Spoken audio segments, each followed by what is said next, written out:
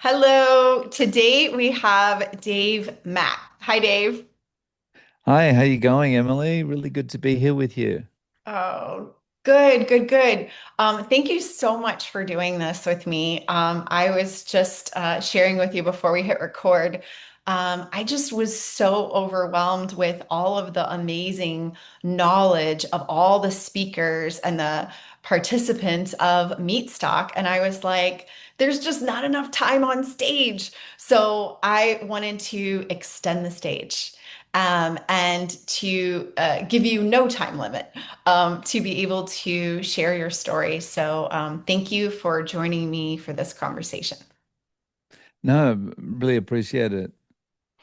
Awesome. So, if people don't know yet, you are planning to come to Meatstock. I mean, I would assume there's a lot of planning that you have to do. I mean, plane ticket and you obviously already have your visa. I mean, that's a big deal. Y Yeah, well, actually, speaking of the visa, I only realized recently because it's 20 odd something years since I've been to the States. So I only just realized I need to get is it called an ETSA? I need to get one of these things just to be able to land in the US now, and it's so that was all a bit of a struggle, but very smooth process. And yeah, just haven't even thought about the plane tickets yet, but yeah, it's very exciting. Haven't been, as I say, to the US for a long time, so it's gonna be great to be there. But it's also going to be good to meet so many people that I feel like I kind of know because of YouTube, but haven't met in person.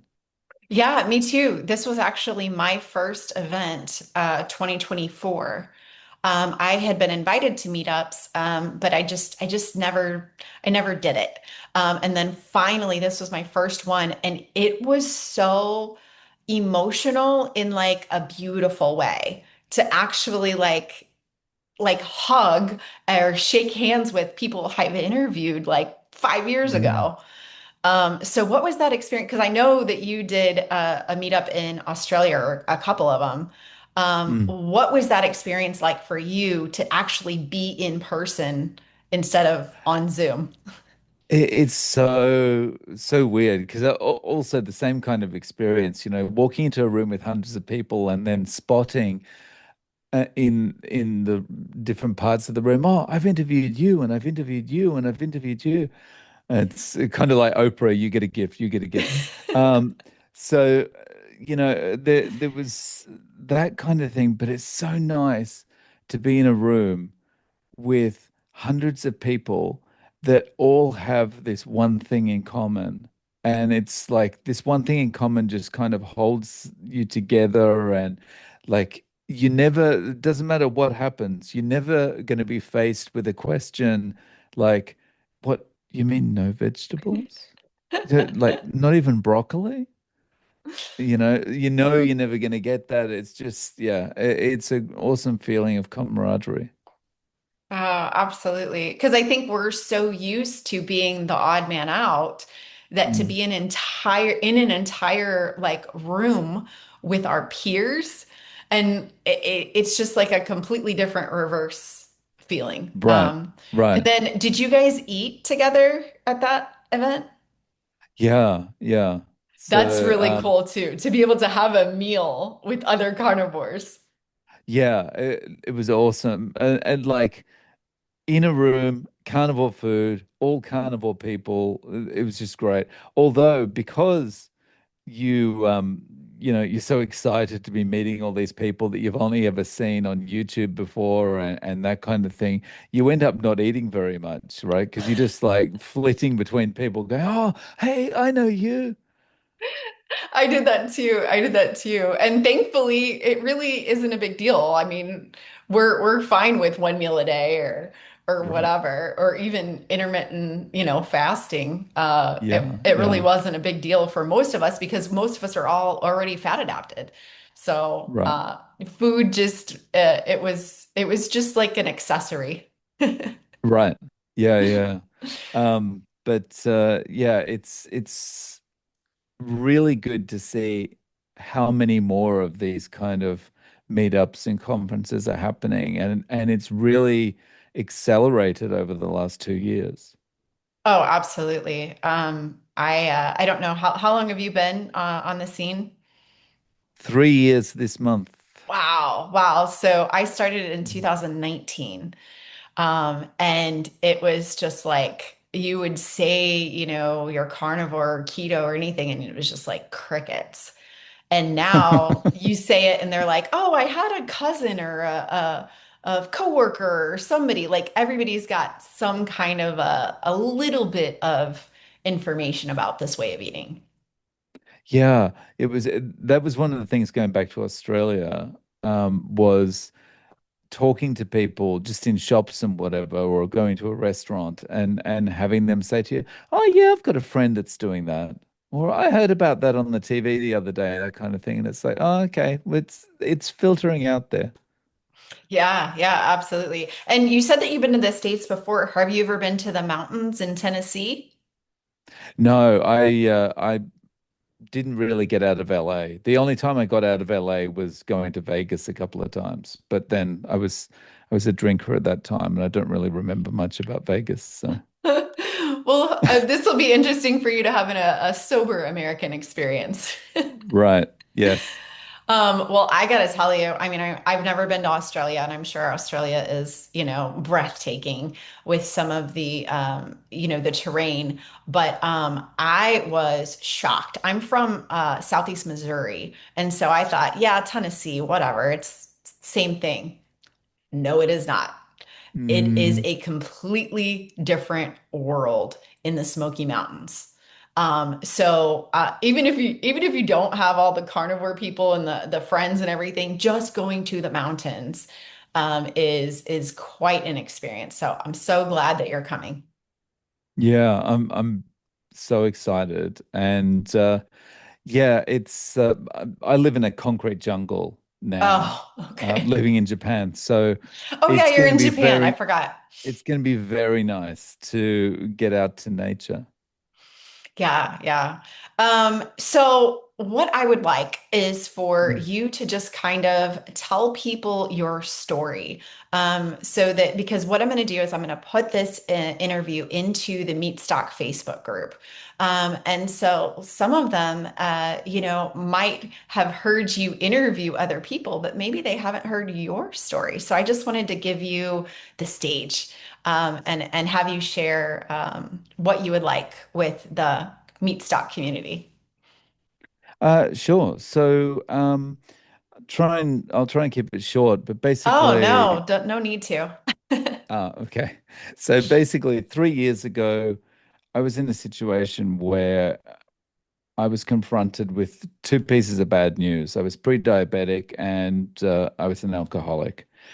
I knew I was an alcoholic, but having the doctor tell me I was an alcoholic was kind of that was a bit of a confronting thing.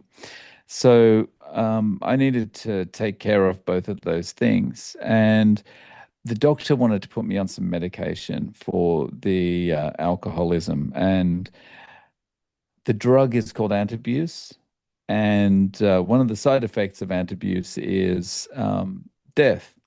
So I wasn't too crazy about that idea, and I've never been someone who's into medications, and so I was thinking, what can I do instead of this? Can I try and manage this myself? And as someone who is a sugar addict and an alcohol addict, I had no self-control. But one thing that struck me was years ago when I'd done Atkins and I'd done keto on and off over the years, the one thing that stood out every time I did that way of eating was that I had a lot more self-control than usual. And so I thought to myself, okay, well, I'll give this a try. Let me try going keto and see if that improves things. And I did. I went keto, and that coupled with kind of changing my routines around a little bit, so I wasn't like walking past a bar or walking past a convenience store where I could go in and buy alcohol, that kind of thing. Going keto gave me enough self-control to, of course, get off the sugar and also get off the alcohol. So that was awesome. And I was feeling much better, and that was, it was totally drug free. Um, but I faced a bit of an issue, and that was I started having very fast evacuations after eating. Yeah. And yeah, to not put it too graphically, and basically, yeah, plants were trying to kill me. So, but I didn't re think it was, I didn't think it was the veggies at first. Basically, I was eating some non-starchy veggies with every meal. Um, but trying to work out what was causing this extended toilet time immediately after eating, I came across some videos like Ken Berry videos and some other carnivores talking about how plants were not necessarily, well, veggies specifically, were not necessarily as healthy as we've been led to believe, and actually could be irritating your gut. And some of the veggies that they mentioned were the ones that I was eating. And I thought, oh, okay, well, I'm not married to these vegetables. I'm only eating them because people told me I meant to. Vitamin C and all that kind of thing, fiber and all that kind of thing. So let's see if I can go without them for a few days and see what happens. Stop the veggies, the bathroom problems stopped. And, I've been carnivore ever since. That's awesome. That's awesome. Yeah. So that's interesting that you were able to get that control even with the veggies. And I think that that's Mm. really important because a lot of people hear our crazy carnivore stories and they think they need to go from A to Z. And sometimes there is that process along the way for some people, to go through keto. Yeah. Um, so for you personally, it was a seamless transition and you were able to still remain sober. Yeah. So that's 3 years alcohol free now. And but I think I didn't. I guess you could say that might have partly the bathroom time when I had the veggies in. I could have confused that with keto flu, but I think I didn't actually have keto flu because I'd done Atkins and keto so many times over the years. So I think my body was like, "Oh yeah, we're doing this thing again." Okay, and yeah, it was just the veggies irritating, and I was eating stuff that I typically hadn't before, only because I thought I needed vitamin C from the veggies. So I was eating like red peppers and yellow peppers, which gut irritants. So I think that's what it was. Anyway, so I was now doing this. I was feeling good, sleeping better, but when you do keto or Atkins, you tend to sleep better anyway because you're getting the packaged food out of your diet. Yeah. Um, but what happened in the first few months really kind of shocked me. Um, the, of course, the normal things like weight loss and more energy and things like that. But then I started to have this mental clarity, and I remember walking down the street one day and heading to work. So I'm not in a situation where I haven't just won the lottery. I'm not going out to my favorite restaurant or going to meet friends or anything like that. I'm going to work. So it's, a pretty Boring. standard kind of thing. But I'm just walking down the street and I get this sense of euphoria. Mhm. And it was like, this is weird. I haven't felt like this ever. And so I had this kind of feeling. And then from this point, I started to notice other things changing. And one of the biggest changes was the arthritis I had in my left knee just vanished. And that was amazing. I live in Japan, and in Japan you have to walk everywhere. And there are also lots of stairs. So you're always up and down the stairs, up and down and up and down. And, if there's someone that's got arthritis, hates more than walking, it's climbing. And, so I'm doing this walking, climbing every day, walking from home to the station, station to work and back again, and all this kind of thing. And it was awful. I was just lumbering around, this exhausted walking, this bone on bone pain. It's horrible. And then one day, just gone.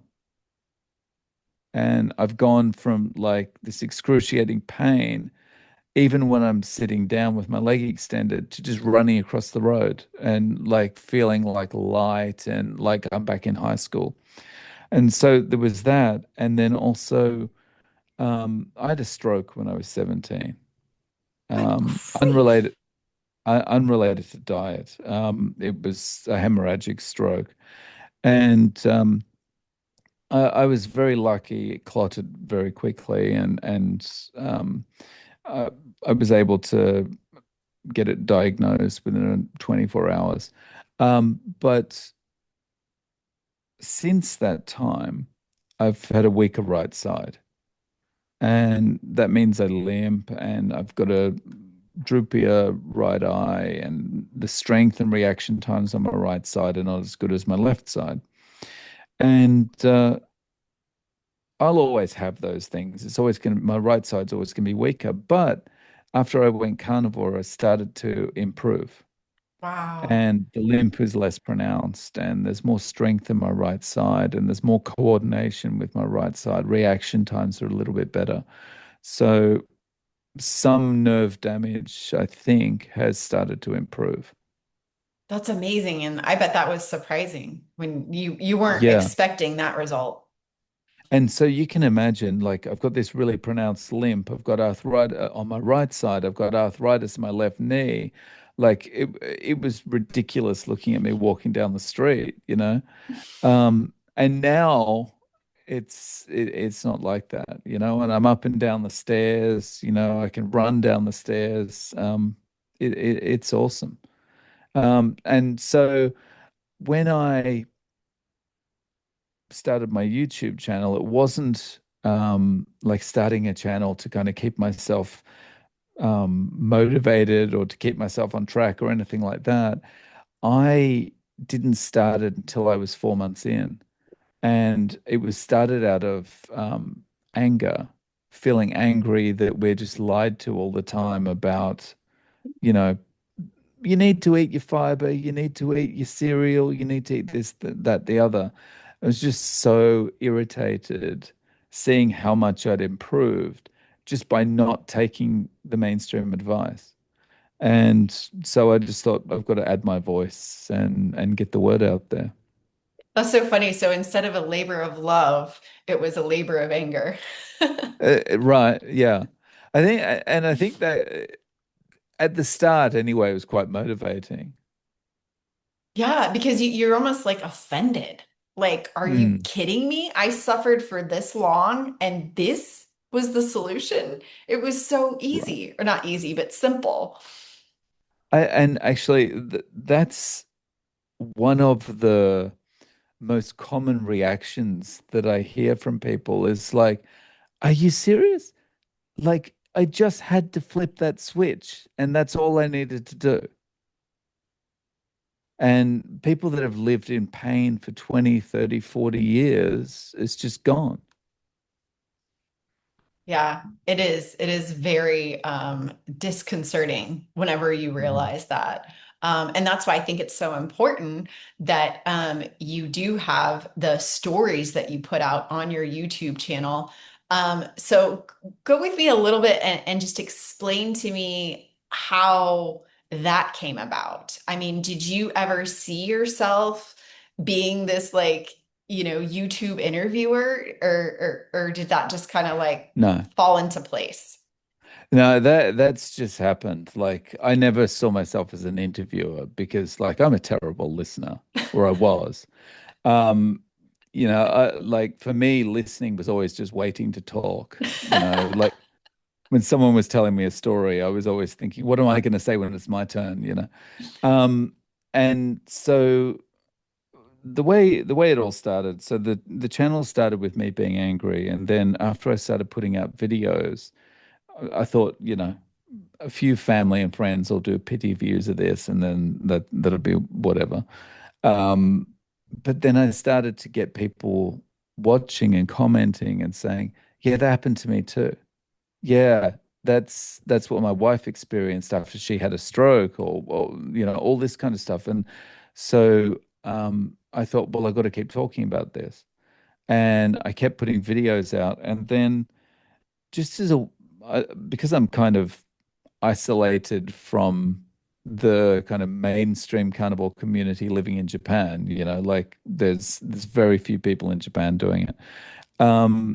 I started to kind of interview people as more of a way of networking with the wider carnivore community, like was doing live streams and these interviews to network with people.